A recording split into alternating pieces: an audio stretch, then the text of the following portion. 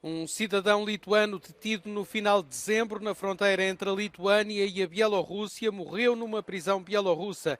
As autoridades lituanas só tiveram conhecimento da morte após repetidas tentativas de contacto com o detido. Buvo daug kartų prašyta, kreiptasi dėl susitikimo, kadangi jo negavom, parašėm dar vieną notą. Ir kaip atsakymą į šitą notą gavom skambutį iš Baltarusijos institucijų, kad susitikimo organizuoti nepavyks, kadangi Lietuvos pilietis yra miręs. Surpreendidas e indignadas com a morte do homem, cuja idade e nome não foram revelados, as autoridades de Vilnius estão a exigir explicações a Minsk. Šiandien gavom notą iš Baltarusijos užsienio reikalų ministerijos, kurioje yra patvirtinamas Lietuvos piliečio mirties faktas ir data.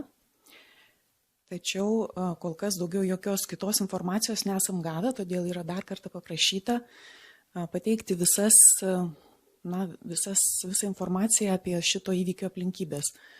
Kokios priežastys yra mirties, kodėl taip įvyko, ar jam buvo suteikta medicinė pagalba, kodėl taip ilgai nebuvo leista susitikti konsului su Lietuvos piliečiu.